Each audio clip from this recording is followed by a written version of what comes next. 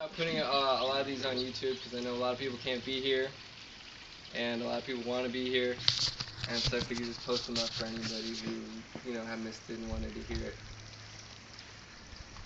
Oh man, there's so many things about Roy. Roy has little quirks and little habits that he really loved, and the thing about it is after 7 8 p.m. He was downstairs watching the TV, and that was his space, that was his room. Thing about it, he watched a lot of shows, but he really loved John Wayne. He was the man. And when I think about John Wayne, it's odd. I think about Roy a lot when I think about John Wayne. It was if they'd all pretty much start the same. He'd ride into town pretty much by himself. There was some sort of this kind of mysterious, kind of odd, wouldn't really communicate a lot. But Huh. There was something up in the town. There's something up in the town, or with you know people outside the town. There was something up. There were problems, and he really wouldn't say much, John Wayne. And he would just kind of look and he'd say, you know what, I can take care of it. Um, I can do this. And he'd say, oh, the bad guys are over there. I'm like, okay, I'll go towards the bad guys.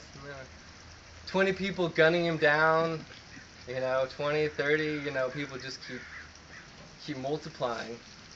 And John Wayne would get behind a rock, and the guy next to him's freaking out. I can't do it, I can't do it. And John Wayne would be like, you know what? I got this. I know how to do this, and you don't need to freak out. It's okay. And then John Wayne would get up, stand in front of the guys so they could shoot him, but they couldn't hit him, and he would just kill them all, and then he went home, took care of business, did what he needed to do, looked everybody in the eye, and said, "Your job is done." And everybody's like, "Thank you, thank you." And he was like, and they're like, "Let me give you this, let me give you that." People are like, "No, no, I did what I needed to do." The thing about it is, Roy was just like the John Wayne movies that he did see, that he did watch constantly. Didn't talk much. Man of his word. When things were crap, I mean, things just looked terrible, and I would get scared, and everybody else would get scared, and Roy's like, "It's all right, I got it." You even got shot at. Yeah. And that's it. That was him in a nutshell. And everybody's like, "Thank you, thank you, thank you." But there was something in him that is so rare, that is so unable to be explained and put into words. Something that just kind of said, "You know what? I'm not doing this for thanks. I'm not doing this for anybody else. I'm doing this because I know what's right. I know the right thing to do, and I need to do it. And I'm going to do it again, and again, and again." And it's so rare, and I'm blessed, and I have problems conveying how incredibly lucky I am to have met a person with such a strong sense of values for themselves, and who didn't do anything for outside praise, and didn't do anything so that he could look good, or look good to anybody else except himself.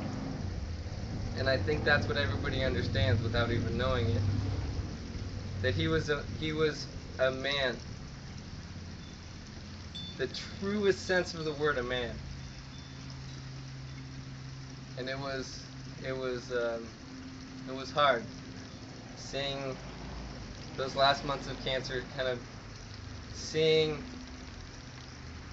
his body mass kind of go away, seeing him get a little bit thinner, a little bit weaker. But he was still a man. And he will always be that to me. he his body didn't have the energy, but his soul is still here. He's connected to us all if you want to believe it.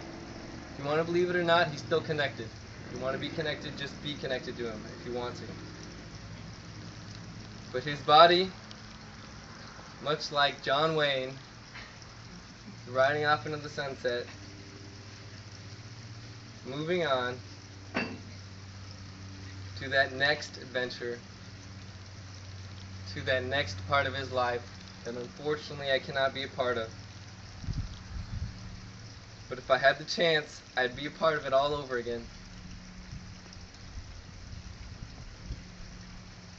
I really would. So, thank you all for being here.